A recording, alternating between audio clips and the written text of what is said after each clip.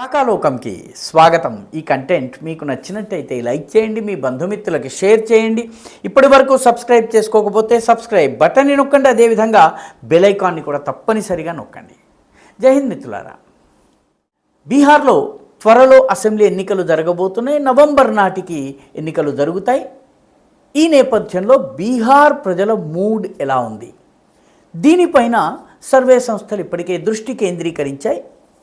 బీహార్ ఎన్నికలు చాలా ముఖ్యమైనవి, ఎందుకంటే 2024 లోకసభ ఎన్నికల్లో బీజేపీకి ఎదురుదెబ్బ తగిలి 240 సీట్లకు పరిమితమైన తరువాత ఆట అయిపోయిందని చాలామంది భావించారు. కానీ ఆ తరువాత హర్యానా, ఢిల్లీ, మహారాష్ట్ర ఎన్నికల్లో ఘన విజయం సాధించి కశ్మీర్లో అత్యధిక ఓట్ల శాతం పొంది జార్ఖండ్లో ఓట్ల శాతాన్ని పెంచుకుని బీజేపీ తాను గేమ్లోకి మళ్ళీ కంబ్యాక్ చేసిందన్నటువంటి విషయాన్ని రుజువు చేసింది. విపక్షాలు దెబ్బతిన్నాయి. ఆ తరువాత జరుగుతున్నటువంటి ఎన్నికలు బీహార్ ఎన్నికలు అంటే ఎన్డీఏ అధికారంలోకి వచ్చి ఏడాది పూర్తయిన తరువాత జరుగుతున్నటువంటి ఎన్నికలు కాబట్టి దీని పట్ల ఆసక్తి ఉంది. అంతేకాకుండా దీని తరువాత ఎన్నికలు జరిగే రాష్ట్రాల్లో బెంగాల్ ఉంది, బీహార్ని ఆనుకుని ఉన్నటువంటి రాష్ట్రము, ఉత్తరప్రదేశ్ ఉంది, అది కూడా బీహార్తో సరిహద్దును షేర్ చేసుకునే రాష్ట్రము, అస్సాం ఉంది, దానికి కూడా బీహార్కి సరిహద్దు లేకపోయినప్పటికీ బీహార్ రాజకీయాల ప్రభావం అస్సాం మీద కూడా ఉంటుంది. దీని తర్వాత గుజరాత్ ఉంది, తమిళనాడు రాష్ట్రం ఉంది. 5 రాష్ట్రాల ఎన్నికలు 2026లో జరగబోతున్నాయి. వీటన్నిటికి కూడాను ఇది ఓపెనింగ్ బ్యాట్స్మెన్ వంటిది. కాబట్టి ఈ ఫలితాల మీద అందరి ఆసక్తి ఉంది. హైదరాబాద్కి చెందిన పీపుల్స్ పల్స్ సంస్థ బీహార్లో వాతావరణాన్ని 2 విడతలుగా సర్వే చేసింది. ఒకటి రాహుల్ గాంధీ నిర్వహించినటువంటి ఓటర్ అధికార్ యాత్ర 16 రోజుల యాత్రకు సంబంధించి 10 రోజుల సర్వేని నిర్వహించింది.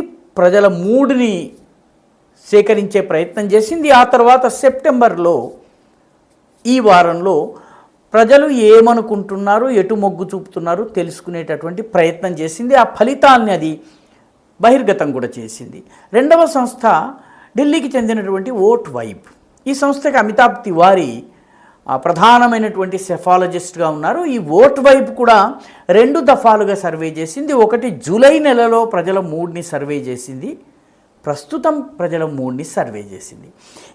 కాబట్టి జూలైలో మూడ్ ఎలా ఉంది, ఇప్పుడు ఎలా ఉంది, రాహుల్ గాంధీ తీసుకొచ్చినటువంటి ఓటర్ అధికార యాత్ర సర్కి వ్యతిరేకంగా తీసుకొచ్చిన యాత్ర ఎలా ఉంది, ఆ తరువాత ప్రజల మూడు ఎలా ఉంది అర్థం చేసుకోవడానికి 2 సర్వేలు మనకు ఉపయోగపడతాయి. బీహార్లో 243 అసెంబ్లీ స్థానాలు ఉన్నాయి, 9 డివిజన్స్ ఉన్నాయి. ఈ సర్వే చేసినటువంటి వాళ్ళు ఈ 9 డివిజన్స్లో ఖచ్చితంగా వెళ్ళారు. ముఖ్యంగా ఓట్ వైపు వాళ్ళైతే స్వయంగా పర్యటనలు కూడా, ఫీల్డ్ విజిట్స్ కూడా చేశామని చెప్తున్నారు. మొత్తం మీద స్పష్టంగా అర్థం కావలసిన విషయం ఏంటంటే 2020లో ఏ పరిస్థితి ఉందో రాజకీయ పరిస్థితి దాదాపుగా ఓటర్ మూడ్ అలాగే ఉంది. 2020లో గెలిచినటువంటి ఎన్డీఏ కూటమికి ఓడినటువంటి కాంగ్రెస్ ఆర్జేడీ కూటమికి మధ్య చాలా తక్కువ ఓట్ల తేడా ఉంది. అనేక సీట్లలో గెలుపోటంల మార్జిన్ చాలా తక్కువ, దాదాపు 50 సీట్ల వరకు గెలుపోటంల మార్జిన్ 3000 కన్నా తక్కువ ఓట్లతో నిర్ధారణ అయింది. కాబట్టి 1% కన్నా కూడా చాలా తక్కువ డిఫరెన్స్తో బీజేపీ కూటమి విజయం సాధించింది. అయితే ఈసారి కూడా పరిస్థితి అలాగే ఉంది. పీపుల్స్ పల్స్ చెప్తున్న దాని ప్రకారము బీజేపీ కూటమికి 1% ఎడ్జ్ ఉంది. అమితాబ్ తివారీ నిర్వహించినటువంటి ఓట్ వైబ్ నిర్వహించినటువంటి సర్వేలో కూడాను ఆధిక్యత చాలా స్వల్పంగా అరౌండ్ 1.5% ఉందని చెప్తున్నారు. 1%, 1.5% ఇప్పటివి. సరిగ్గా ఎన్నికలు వచ్చే నాటికి ఈ పరిస్థితిలో కొద్దిపాటి మార్పు వచ్చినా ఫలితాలు తారుమారు కావచ్చును. ఈ 2 సర్వే సంస్థలు కూడా చెబుతున్నటువంటి విషయం ఏంటంటే fight is going to be very close. ఈ రెండింటి మధ్య పోటాపోటీగా ఉండబోతుంది. దానికి ప్రధానమైన కారణం ఏంటంటే ఈ 2 కూటములు కూడా దాదాపుగా వాళ్ళ ఓట్ బ్యాంకులు ఫిక్స్గా ఉన్నాయి. బీజేపీ జేడీయూ కూటమికి 40%, 42% ఓట్లు ఫిక్స్డ్గా ఉన్నాయి. అదేవిధంగా కాంగ్రెస్, ఆర్జేడీ, లెఫ్ట్ కూటమి ఏదైతే ఉందో ఆ కూటమికి దాదాపుగా 42-43% ఓట్లు ఫిక్స్డ్గా ఉన్నాయి. ఈ మిగిలిన ఓట్స్ ఎటువైపు వెళ్తాయి అన్నది కీలకమైనటువంటి ప్రశ్న. బీహార్లో బీజేపీ, లోక్ జనశక్తి పార్టీ రామ్విలాస్ పాస్వాన్ నాయకత్వంలో ఉన్నటువంటి పార్టీ ఇప్పుడు దాన్ని ఆయన కుమారుడైనటువంటి చిరాన్ పాస్వాన్ నడిపిస్తున్నాడు. ఆ తర్వాత జేడీయూ నితీష్ కుమార్కి చెందినటువంటి పార్టీ, హిందుస్థానీ అవామ్ మోర్చా ఏదైతే ఉందో హెచ్ఏఎం జీతన్ రామ్ మాఝీకి చెందినటువంటి ముసాహార్ అనేటటువంటి మహాదళిత కమ్యూనిటీలో చాలా పట్టున్నటువంటి నాయకుడు. కొన్ని సీట్లను ఈయన ఖచ్చితంగా ప్రభావితం చేస్తారు. అదేవిధంగా ఆర్ఎల్ఎం పార్టీ ఉంది, రాష్ట్రీయ లోక్ మంచ్ అనే పార్టీ ఉంది. దీనికి ఇది కూడా కొన్ని స్పెసిఫిక్ వర్గాల్లో పనిచేసే పార్టీ. ఇదంతా ఒక కూటమిగా ఉంది. అదేవిధంగా కాంగ్రెస్, ఆర్జేడీ, లెఫ్ట్ పార్టీలు, నక్సలైట్ పార్టీలు 2 ఉన్నాయి. దాంతోపాటు సిపిఐ, సిపిఎం, ఈ 4 పార్టీలు, దానితో పాటు విఐపి వికాస్శీల్ ఇన్సాన్ పార్టీ, దీనికి నాయకుడు ముఖేష్ సైని. ఇది మల్లా అనేటటువంటి కమ్యూనిటీ. మల్లాలంటే పడవలు దాటించేవాళ్ళు, నదులు పడవలమైన దాటించేటటువంటి వాళ్ళు మల్లా అనే కమ్యూనిటీ. ఆ కమ్యూనిటీకి చెందినవాడు వికాస్శీల్ ఇన్సాన్ పార్టీ అన్నమాట. ఈ మొత్తం మీద ఈ 2 ప్రధానమైన కూటములు ఉన్నాయి. వీటి కోర్ ఓట్ యథాతథంగా ఉంది. మిగతా అనేక ప్రశ్నలు వేశారు. ఆ ప్రశ్నల్లో ఒకదానికి ఎక్కువ శాతం, ఒకదానికి తక్కువ శాతం వచ్చినప్పటికీ ఓవరాల్గా 2 పార్టీలకి కోర్ ఓట్ యథాతథంగా ఉంది. దానిలో పెద్దగా మార్పు రాలేదు. కులాల సమీకరణంలో కూడా పెద్దగా మార్పు లేదు. ముఖ్యంగా యాదవేతర బీసీ కమ్యూనిటీలు బీజేపీ వైపు మొగ్గు చూపుతున్నారు. అయితే వారిలో కొందరు ఆర్జేడీతో చేతులు కలిపేటటువంటి ప్రయత్నం చేస్తున్నారు. అగ్రవర్ణాలు సహజంగా బీజేపీ వైపు ఉన్నాయని భావిస్తున్నారు. కానీ అగ్రవర్ణాల్లో కాంగ్రెస్ వైపు కూడా కొంత గణనీయమైనటువంటి నంబర్స్ కొన్ని జిల్లాల్లో వెళ్తున్నట్టుగా కనిపిస్తోంది. అదేవిధంగా ముస్లిముల విషయంలో కూడాను ముస్లిములలో అత్యధికులు ఆర్జేడీ చేతిలోనే ఉన్నారు. ముస్లిం ప్లస్ యాదవ్ కాంబినేషన్ తోటి ఆ పార్టీ గెలుస్తూ వచ్చింది. కానీ నెమ్మదిగా ముస్లింలలో 3 రకాల ఆలోచనలు ప్రారంభమైనాయి. ఒకటి, జన్సురాజ్ పార్టీ వైపు కొందరు ముస్లింలు వెళ్ళారు. వాళ్ళు ఎన్నికలు అయ్యేదాకా జన్సురాజ్ పార్టీ, ప్రశాంత్ కిషోర్ పార్టీ వైపు ఉంటారా, ఇటు వచ్చేస్తారా అన్నది తెలియదు. మజ్లిస్ వైపు గతంలో 5 సీట్లు గెలుచుకున్నారు. ఇప్పుడు మజ్లిస్ ఏ మేరకు ఓట్లు సంపాదించుకోగలుగుతుంది? అదేవిధంగా రాహుల్ గాంధీ యాత్ర ఏదైతే జరిగిందో ఇది ప్రధానంగా ముస్లిం ఏరియాస్లో జరిగినప్పటికీ ఒక్క ముస్లిం నాయకుడు కూడా రాహుల్ గాంధీతో పాటు ఆయన రథంలో లేకపోవడము ముస్లింలో కొంత అసంతృప్తిని కలిగిస్తోంది. అయినప్పటికీ పెద్దగా ముస్లింల మొగ్గు మారకపోవచ్చు, ఓట్ల శాతం ప్రభావితం కావచ్చును. ఈ రకమైనటువంటి పరిస్థితి ఉంది. రాహుల్ గాంధీ ఒక రకంగా సర్ పేరిట ఏదైతే యాత్ర నిర్వహించారో అది పార్టీకి ఉపయోగపడుతుందా అన్నది ఒక పెద్ద ప్రశ్న. ఎందుకంటే ఆర్జేడీ నిరుద్యోగము, పేదరికము, కరప్షన్ ఇటువంటి ఇష్యూస్ తోటి ప్రజల దగ్గరికి వెళ్ళడానికి ప్రయత్నం చేస్తూ ఉండగా ఈ మూడిటితోటి సంబంధం లేని ఎన్నికల జాబితా ఇష్యూని తీసుకుని రావడం వల్ల ఈ 3 ఇష్యూలు వెనక్కి వెళ్ళాయి.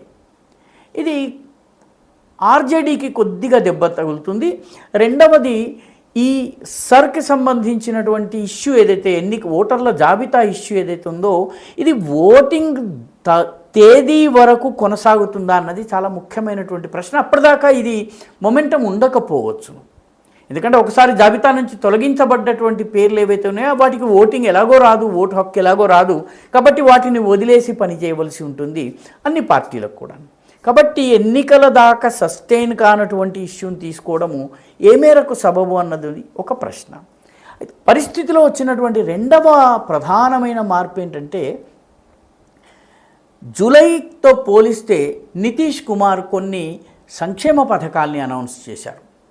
ఉచిత 125 యూనిట్స్కి తక్కువ కాల్చే వాళ్ళకి విద్యుత్ బిల్లుని పూర్తిగా రద్దు చేయడం జరిగింది. దాన్ని ఆల్రెడీ అమలు చేసి ఒకసారి బిల్లులు వచ్చేసాయి, ఆ లబ్ధి పొందడం జరిగింది. అదేవిధంగా మహిళలకు 10,000 రూపాయల బెనిఫిట్ వచ్చేటట్టుగా డైరెక్ట్ బెనిఫిట్ ట్రాన్స్ఫర్ వాగ్దానం చేశారు. ఇప్పటి వరకు అమలు కాలేదు, కానీ ఇది కూడాను కొంత దీని ప్రభావం ఉండవచ్చును. లాడ్లీ బెహనా యోజన మధ్యప్రదేశ్లో కావచ్చును. ఇటువంటి పథకాలు, మహిళలను ఆకట్టుకునే పథకాల్ని నితీష్ కుమార్ ప్రకటించటము, అందులో ఒక పథకాన్ని ఆల్రెడీ అమలు చేయడంతో ఆ బిల్లులు ఆల్రెడీ రద్దు కావడము, వీటి వల్ల కొంత అనుకూలత నితీష్ కుమార్ వైపు వచ్చే అవకాశం ఉంది. ఎందుకంటే ఈ స్కీమ్స్ గ్రామాల్లో ఉండేటువంటి పేదలకి చాలా ఆకర్షణీయంగా కనిపిస్తాయి. అదేవిధంగా మూడవ ముఖ్యమైనటువంటి విషయం ఏంటంటే, ఓవరాల్గా ప్రస్తుతం ఉన్నటువంటి మార్జిన్ 1% కన్నా కొద్దిగా ఎక్కువ అయినప్పటికీ కూడాను ఎన్నికల ఫలితాలు 3-4 అంశాలపైన ఆధారపడుతుంది. ఒకటి, కూటమి ఏర్పాటైంది.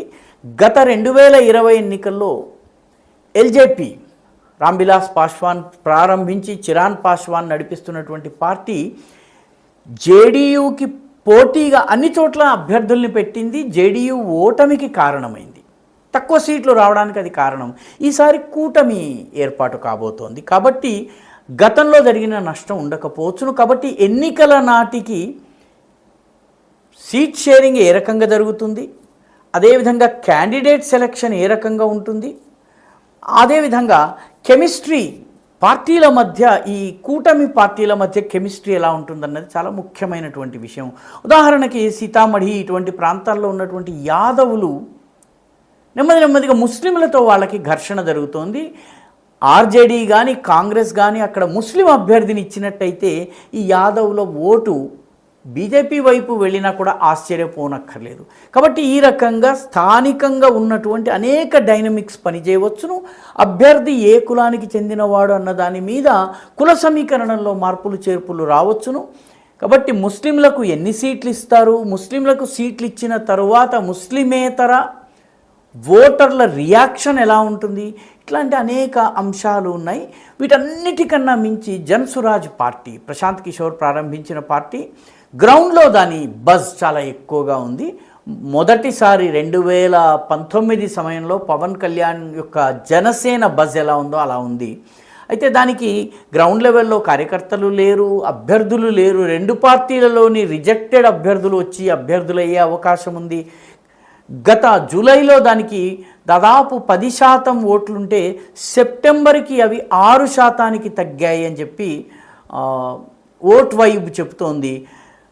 నితీష్ కుమార్ పాపులారిటీ తగ్గుతోంది, కానీ అదే సమయంలో ఆర్జేడీ నాయకుడైనటువంటి తేజస్వి యాదవ్ పాపులారిటీ పెరగడం లేదు. కాబట్టి ఇటువంటి చాలా మిక్స్డ్ సిగ్నల్స్ మొత్తానికి బీహార్ నుంచి వస్తున్నాయి. చాలా పోటాపోటీగా ఉండబోతోంది. 3 ప్రధానమైన అంశాలు: ఒకటి కెమిస్ట్రీ, పార్టీల మధ్య కెమిస్ట్రీ; 2 సీట్ షేరింగ్ ఎలా ఉండబోతోంది, క్యాండిడేట్ సెలక్షన్ ఎలా ఉండబోతోంది; 4వది జనసురాజ్ పర్ఫార్మెన్స్ ఏ మేరకు, దాని పాపులారిటీ ఓట్లుగా ఏ మేరకు మారుతాయి. ఈ 4 బీహార్ యొక్క ఫలితాలను నిర్దేశించబోతున్నాయి. ఈ వీడియో మీకు నచ్చినట్టయితే లైక్ చేయండి, షేర్ చేయండి, ఈ ఛానల్కు సబ్స్క్రైబ్ చేయండి. మీ అభిప్రాయాన్ని కమెంట్ల రూపంలో తప్పనిసరిగా పంపించండి.